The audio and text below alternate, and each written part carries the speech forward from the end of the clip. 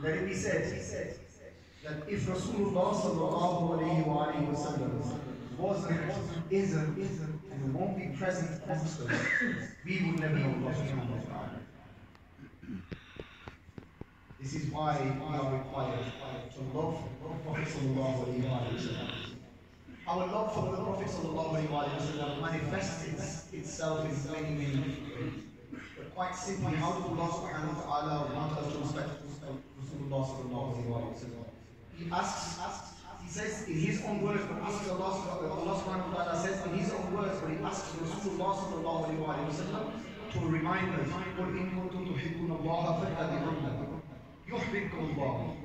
That say, Ya Rasulullah sallallahu alayhi wa sallam, say to people, if you want Allah subhanahu wa ta'ala to return that love to you, the way you love him, and you want that love returned to him. So you love Allah subhanahu wa ta'ala, and you want Allah subhanahu wa ta'ala to return that love to you. It's no good, we know how we feel when we love someone and somebody doesn't love us. We know how somebody else feels when they say they love us, but we don't feel anything for them. It's heartbreaking. But if you want Allah subhanahu wa ta'ala to love you back, we have to follow the way of Rasulullah sallallahu alayhi wa sallam. How does that translate itself? Do we walk the same street that he walked? Absolutely. But you walk those streets in the way of Imam Malik radiallahu ta'ala, where he was so careful as a resident of Medina Sharif. He's an imam, he's one of the four most recognized jurists on our religion. One of the foremost people who spend their whole life in studying and translating the life of Rasulullah sallallahu alayhi wa sallam and presenting their interpretation to the true path of Rasulullah sallallahu alayhi wa sallam. When he used to walk the streets of Medina Sharif, he used to be so careful not to walk on the main ground because he was so worried that he might put his footsteps, his sandals may possibly touch the blessed sand, the blessed grains of sand that were in Medina Sharif that may well have kissed the soles of the sandals of the Prophet sallallahu alaihi wasallam. That is the level of respect and love that we must show to Rasulullah sallallahu alaihi wasallam. That he's not here talking about the rights and wrongs. He's not here talking about our responsibilities and our obligations to Allah subhanahu wa ta'ala or to the Prophet sallallahu alaihi wasallam. Indeed, he is talking about his love, and his love comes from his heart. He demonstrated his heart by saying, I am not worthy enough. And remember, he is an imam of the ummah. He's an imam of the ummah, and he said, I cannot consider myself worthy enough to be walking on those grains of sand that may have hundreds and hundreds of years before may have kissed the soles of the blessed sandals of the Prophet sallallahu alaihi wasallam. And we associate ourselves to the blessed sandals of Rasulullah sallallahu alaihi wasallam, because as you will see, our symbol of this house is the sandal of Rasulullah sallallahu alaihi wasallam. There cannot be a greater honor for anyone except to associate with Rasulullah sallallahu alaihi wasallam. We're constantly reminded of how we must continue to love Rasulullah sallallahu alaihi wasallam. It's narrated that one starry night, Hazrat Umar radiallahu ta'ala anhu, he was our leader. He still is our leader today. And as was his common practice, in the middle of the night he used to go and see as far as he could go, to understand the condition of the people, to understand what people were feeling, what people were saying, so he could come back and make sure that his governance processes help those people to do better. He was wandering around the streets of Medina Sharif, and he happened to see a lamp in a house. So late at night, obviously it's a desert, a little lamp shows a lot of light, and he could see an old lady. We didn't have the double glazing and curtains and all of these wonderful modern inventions of today. So he saw an old lady weaving some clothes. She's weaving some clothes in the middle of the night. What does he hear? As he walked past the house, he hears her singing, Lord's prayers be upon Rasulullah sallallahu alaihi wasallam. So as she is doing her daily work or nightly work, she is in constant worship of Allah subhanahu wa ta'ala. And I have to remind myself and all of us, remembering Allah subhanahu wa ta'ala is an act of worship for us believers. When we send blessings and salawat and salutations to Rasulullah sallallahu alayhi wa sallam, that moment is counted as an act of worship. That action is counted as an act of worship. So when we send salutations upon Rasulullah sallallahu alayhi wa sallam, we are actually indeed worshipping Allah subhanahu wa ta'ala. And as we heard a couple of days ago from my wonderful beloved, he's beloved to me in many different ways. One of the ways is I see my father in him. And Rasulullah sallallahu alayhi wa sallam reminded us that when you do not have your father or your mother, go and see your friends.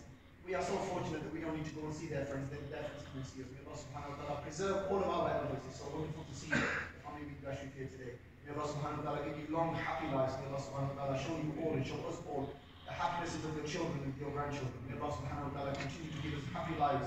May Allah subhanahu wa ta'ala give us a happy ending here. May Allah subhanahu wa ta'ala give us a happy beginning in the next life, inshallah. So he hears this old lady saying, Lord's prayers be upon Rasulullah sallallahu alayhi wa sallam. May Allah subhanahu wa ta'ala bless him. Ameen. I stand in tears before dawn. If only I knew when death lets me join my beloved. She's waiting for the moment that we all dread, actually. I prepared a long speech today, but I think I'm just going to concentrate on this today. Just one little thing. We actually dread dying. If I was to ask any one of you, if I was to ask all of you to ask you, put your hand up if you're looking forward to death. I'm pretty sure I'm not going to put my hand up. So I can't expect any one of you to put your hands up. But these people who love Rasulullah sallallahu alayhi wa sallam could not bear to be without Rasulullah sallallahu alayhi wa sallam. They were with him anyway in spirit, but they could not accept that their eyes could no longer see Rasulullah sallallahu alayhi wa sallam. Ayyub Ansari radiallahu ta'ala, blessed personality. After the Prophet sallallahu alayhi wa sallam chose to leave this world, one day he's found tearful, not sitting,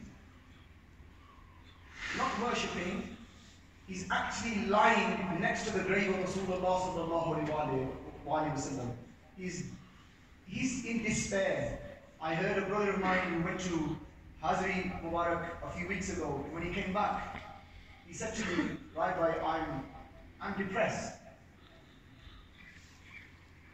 He told his daughter he was depressed, and his daughter started to cry.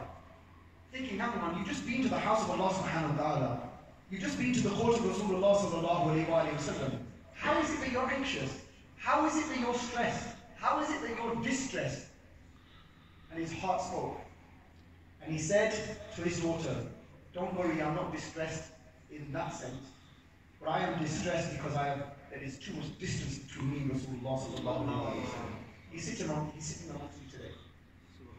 This is a love of Rasulullah sallallahu alayhi wa sallam that we can learn from, that we can attach ourselves. I was saying that Ayyub Ansari radiallahu ta'ala, he's lying next to the grave of Rasulullah sallallahu alayhi wa sallam. When he's crying, he's not just crying, he's crying like a baby. He's crying like a lost person. When I say he's crying like a baby cries for the love and the attention of its mother. Baby only cries because baby does not know how to express him or herself. Their cry is a call for help. Hazrat Ayyub Ansari radiallahu ta'ala, one of the most famous companions, and this is a message for those people who tell us not to visit graves, not to visit Rasulullah sallallahu alayhi wa sallam. Hazrat Ayyub Ansari, if your iman is more than Ayyub Ansari radiallahu ta'ala, then I give you salam, then I salute you. But let me talk about Ayyub Ansari radiallahu ta'ala for 2 minutes. He's crying like a baby. He's crying so helpless. And the governor of Medina comes up to see what's going on in his town. So he thinks it might just be a beggar, a lost person, a distressed person. So it's his job to go look after these people. And he goes and he touches them and he turns them around and he sees the face of Ayyub Ansari radiallahu ta'ala and says, you, sir? You Ayyub Ansari radiallahu ta'ala? What has got into you? What are you doing? His words were, I am missing my beloved. Sallallahu alayhi wa sallam. My brothers and sisters, for all the time that we have, and I've run out of time, for all the time that we have, if we continue to talk about the love of Rasulullah sallallahu alaihi wasallam, our days would end. We could not even start to do justice to the love of Rasulullah sallallahu alaihi wasallam. So why is it important for us to love Rasulullah sallallahu alaihi wasallam? How can we, so what's the lesson in this? Of course, we tell you stories of people 1400 years ago, wonderful people, the best of the best of the best nation in the time of Rasulullah sallallahu alaihi wasallam. How is it relevant to us today? Well, their example is our example. Rasulullah sallallahu alaihi wasallam reminded us that whichever one of my ashab you follow, they will be like stars. They are like stars. Which whoever you follow, their fellowship will get you to the destination. And our destination is Rasulullah sallallahu alaihi wasallam and the acceptance of Allah subhanahu wa ta'ala. So, what are the signs of us following Rasulullah sallallahu alaihi wasallam? First, as it says in the Quran, follow my example. Do what he did. And more simply put, do all of the things that he's made halal for us, that he has made possible for us to do, and to the best of our ability. Our character, our offering of our salah is not perfect. Perfect is one personality only, and that is Rasulullah sallallahu alaihi wasallam. He is perfect, he's actually more than perfect. He came, the Quran tells us, that he came, he was sent to us with an exalted character. Exalted character. And Rasulullah sallallahu alaihi wasallam tells us that he was sent by Allah subhanahu wa ta'ala to perfect human character. You can only perfect human character if your own personal character is exalted beyond perfection.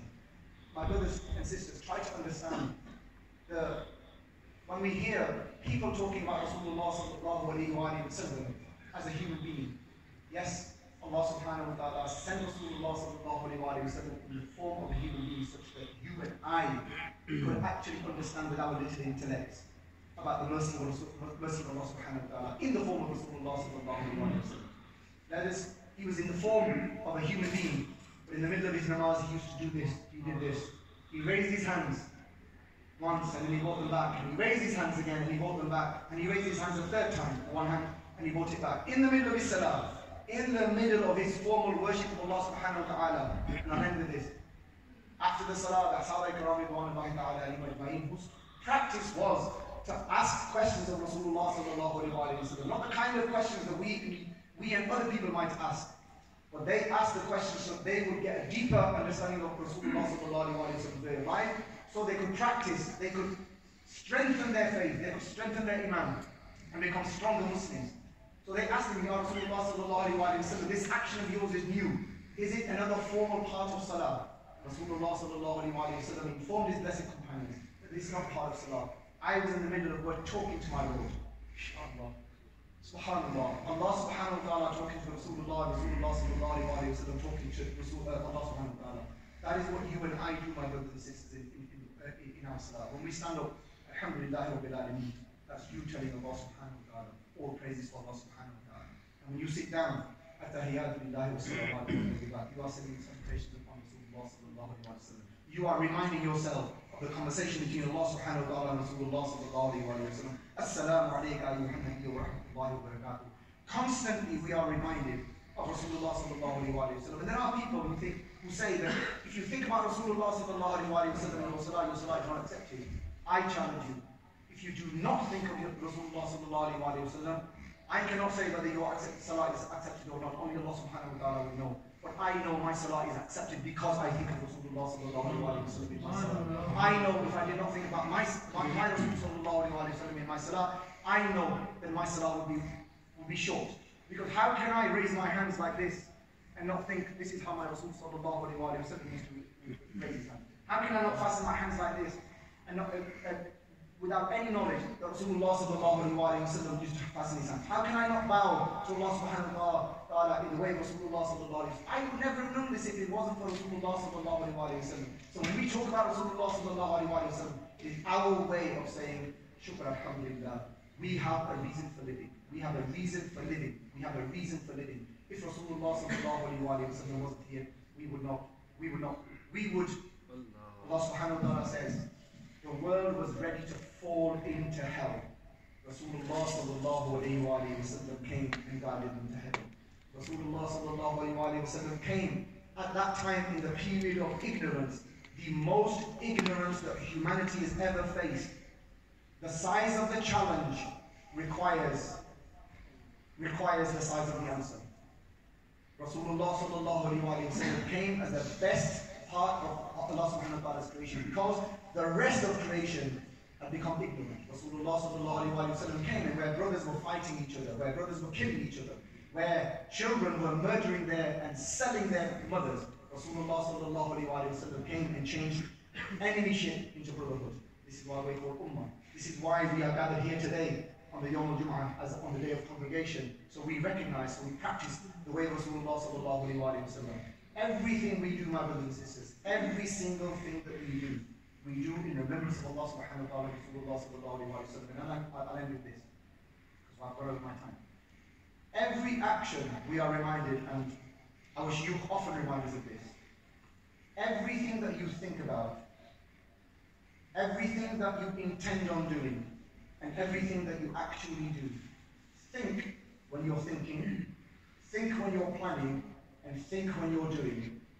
If I think this, if I intend to do this, if I actually do this, will I please Rasulullah sallallahu alaihi wasallam or not?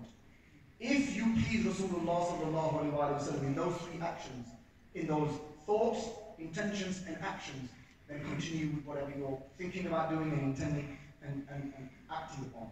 If you know, or if you feel in your heart, if Rasulullah sallallahu alaihi wasallam could see me, and I would have been there, I'm very proud to say that I feel, I believe, and I know Rasulullah sallallahu alaihi wasallam is watching me, is seeing me. Because when I send as-salatu was-salamu alayka ya sayyidi ya Rasulullah, I know it goes directly to Rasulullah sallallahu alaihi wasallam, and he blesses me enough to say as-salamu alayka ya Rasulullah. I know he returns his salam to me. That is the greatest blessing. Ya Allah, help us to understand the message of the Holy Quran. Ya Allah, help us to continue practicing the traditions of Rasulullah sallallahu alaihi wasallam. So we say Ameen, because when we say Ameen,